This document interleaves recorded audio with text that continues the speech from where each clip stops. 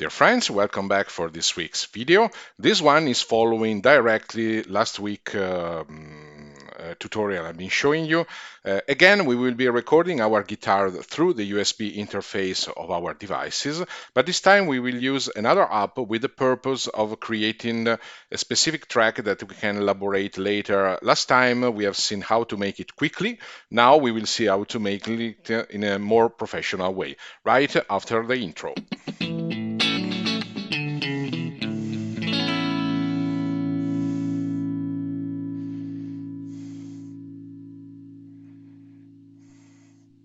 Okay, we are back. You can see on my desk the NUX Mighty I have been using in many of my videos today. You can use this one. You can use a NUX Mighty Plug Pro. The Mighty Space as well can work for this. But in any case, any USB audio interface. So you can use specific audio cards for this or anything else. Some pedals have the same functionalities. I'm showing you how to do it with our faithful NUX Mighty devices because we already have them. As if you are part of the Facebook group. If you are following me in the channel, you probably have something similar and you're interested in this, and I can show you how to do it very easily. So now we will connect. You can tell from the cable going off the screen that we will be connecting our smartphone to the NUX Mighty Air as we did last week. So I'm not repeating this because I just want to show you a different application to obtain the same result. So just keep following me, and I will give you an example that we can share as well. So now let me show you the screen on my smartphone. Again, also this time I need to use a wireless connection to show you the screen, so it is possible there is some lag. Please be patient with that. And so let's have a look at one important thing. First of all, I will show you both the examples. But first of all, let's open BandLab. That is the application we will be using. This one, okay? It's free. It's available onto the Play Store, and it is also available through our browser, through using your computer, with a lot of additional functionalities. So the purpose of this app, as it is thought the mobile version at least, is to record some tracks using the device you have at the moment, so you can do it on the move without additional toolings. Record some tracks, and then you can make the fine tuning, the editing, also on your desk using your computer, so you have more power, more possibilities, and so on. But in any case, if you have a tablet or a smartphone, you can do something also on this. I'm not showing you all these parts. We will have some focus in other videos that will come in next weeks. But of course, in YouTube, in the web, on the web, you will find really a lot of possibilities because this app is very common, used by many people. So when you will open the app the first time, you will be welcomed by something like this. It is quite social, but it can be confusing at the first time. Just have a look at the plus button at the bottom of the screen. Push it. If you keep it pressed, you will have some tools available. That is the possibility to use immediately a tuner or a metronome, or to import a file. Or you can create a new project. That's what we will be doing today. If you just press the plus button, that will the default functionality will be create a new project. You will be brought to this screen where create is visible. There are some recent projects, some tests I did before. It is possible to see the track type, this list. That is very important because here you decide what is the first track I want to record. That's not the only one. You can record one and then other tracks. So please feel free to do that. If you look, there is a possibility to import a file. That is the first option. You can record voice or audio. That means we are recording from our built-in microphone within the the smartphone or the tablet or the device you're using. That is not what we will be looking at today, but consider that it is possible to record your guitar as we will be doing now, and then dub it again with your voice, for example, if you want to sing.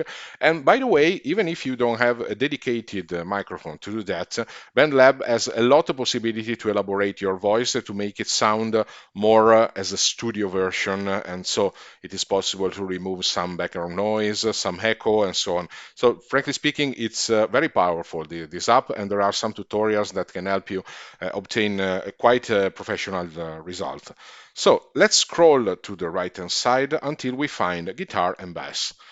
I will show you what to do with the guitar. With the bass, it's exactly the same. If we press guitar, we are brought to this screen where you can see the track. This screen corresponds to the waveform button on the top. So you can put this to have a view of the spectrum of the recording. The button in the center is to add lyrics or notes. So if you have inspiration while you're on the move, on a train or something like that, you can also write a text here for it. So you can write a song even as you would have a book, a notepad or something like that to obtain the result, and you can do it directly into the system and treat it as a project. Okay, another couple of buttons that you could be interested in are the metronome button on the bottom right hand corner. This is used during recording because you will be hearing from the system a tick tick tick, that is the metronome to keep the rhythm. It is very practical. It will not be recorded. It is only hearable from you, and it will not part of your registration, of course. And one of that we are very interested in is the gear button on top, so the settings. Let's have a look first of all of this. You see there are some points, many of the information you find here or the details you find here are connected to the project and saved with it. And they are like the description of the product and the characteristics of the project. So many of them can be changed whenever you like, later in a second moment, but some of them can be important when you record. For example, the tempo.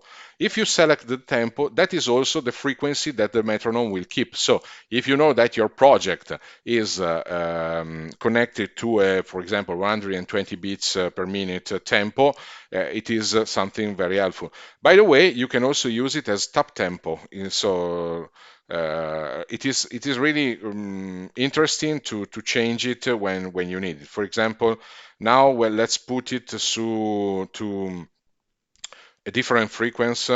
Okay, 160. Just an example, so don't take it as as an instruction on what to do. You can also change the time signature, 3 on 4, 4 on 4, 5 on 4, whatever you like. Well, let's keep the regular one for 4, so every bar will be 4 bits.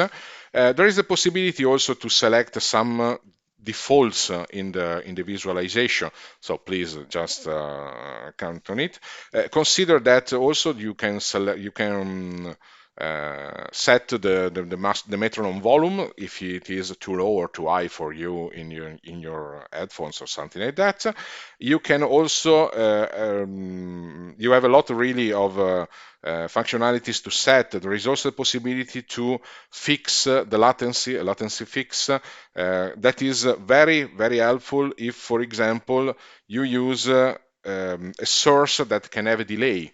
It is possible to keep things synchronized more easily. For example, if you have a backing track that is on Bluetooth and there is a latency in this case, and you want to fix it in order to make sure that you play correctly, that's what you will be doing. All these details will be learned or if you use the system going on. Now, what we are looking at is the part related to MIDI devices. When we connect the external source, like the NUX Mighty, it is seen as a MIDI device, and I'm going to show you it immediately. So, sorry, it rotated, so please be patient.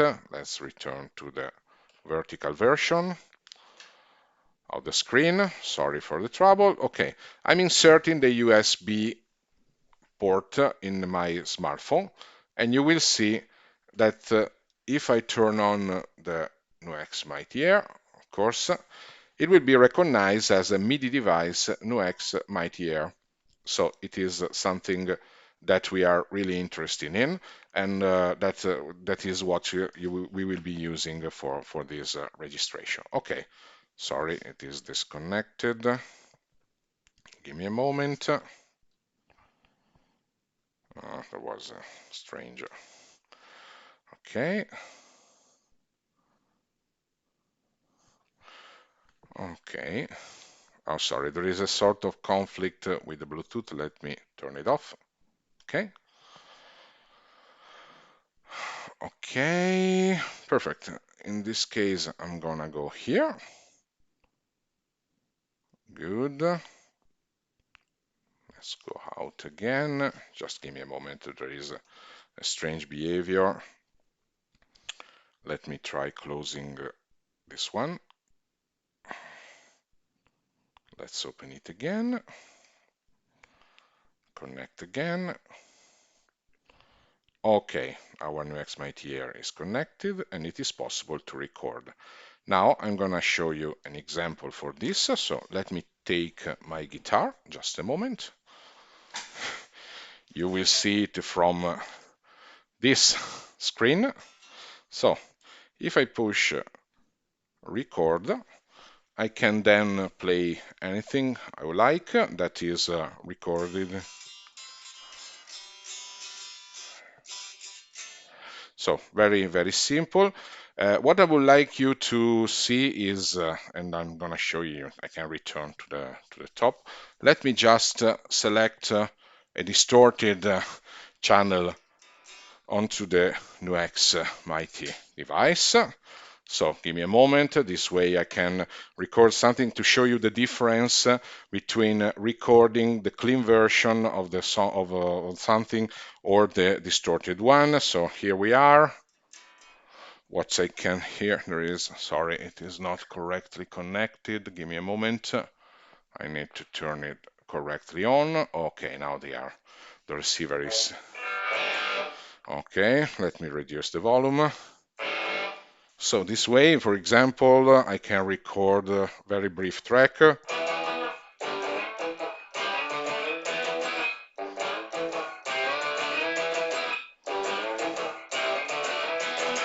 So very noisy. I hope you could hear it. Let's stop it. I can return at the beginning. So I can, sorry, I canceled. Okay, now it is recorded. Let's see if we have the track. Okay, now it is recorded. If I press play, you can see the registration, what I did.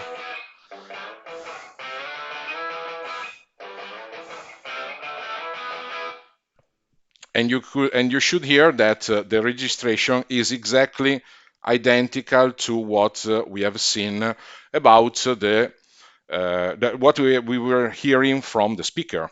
Now I'm going to show you something very interesting. If I go out from BandLab and open the official app, Mighty Amp, so let's start again the Bluetooth, otherwise it's not working.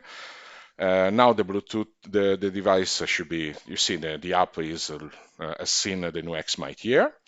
If I go to settings and select USB audio settings, you see that there are three options: reamp, normal, and dry out. Please forget reamp for the moment. Normal is what we have been using. That means that through USB, the NUX Mighty Air was pushing exactly what was coming out from the speaker.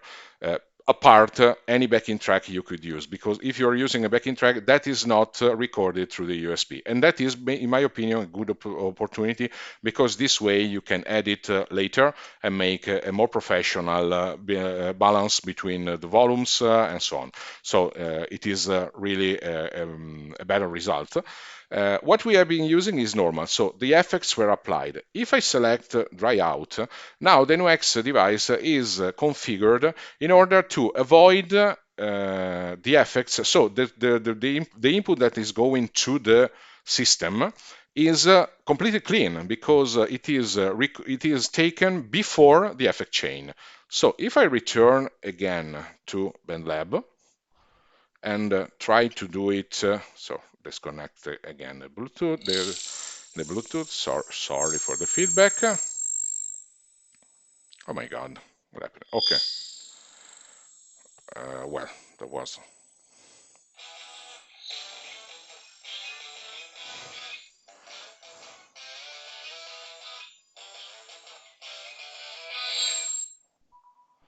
Okay, there was a strange noise. You see, you hear from the speaker the play. Okay.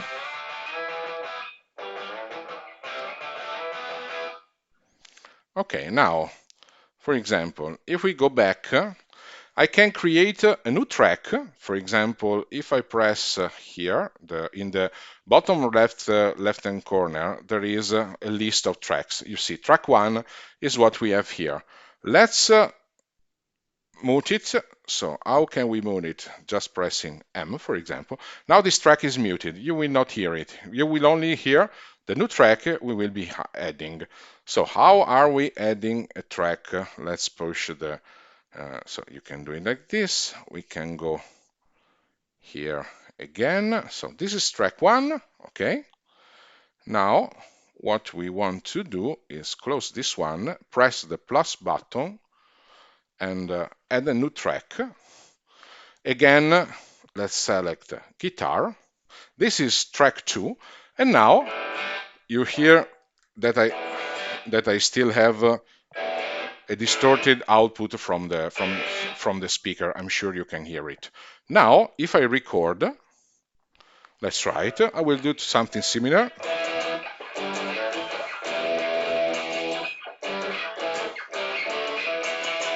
Okay, I recorded something very similar to what we did before. But now, if I return at the beginning and play it, you should hear the difference.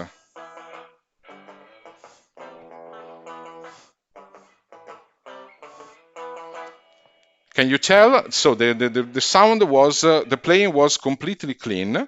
There was no effects applied, and that is something that many that are very important. I've seen this question: how can I obtain a perfectly clean tone on my system? By many of you on the channel, and it is a common question when you have. The need to record something and then make a professional editing, use some tracks for a song or so. So the possibility you will have here is to record. For example, if you have a song that includes 3 or 4 guitars, or you want to record also other instruments, including loopers or so, BandLab has really a lot of possibilities on this side. This is just a little bit of the possibility that is recording our guitar in different tracks, so you can overdub, for example, the distorted version, an acoustic, 2 acoustics, and so on, and you can do it whenever you like. If you record these different tracks in a clean version, so using the dry out outputs of the system, so it is no effects are applied, you can import them or edit them within your favorite software, and you can add all the effects you like, including, there is also another possibility that is visible here that probably you could consider, that is reamp. Let me show you again the screen of the smartphone.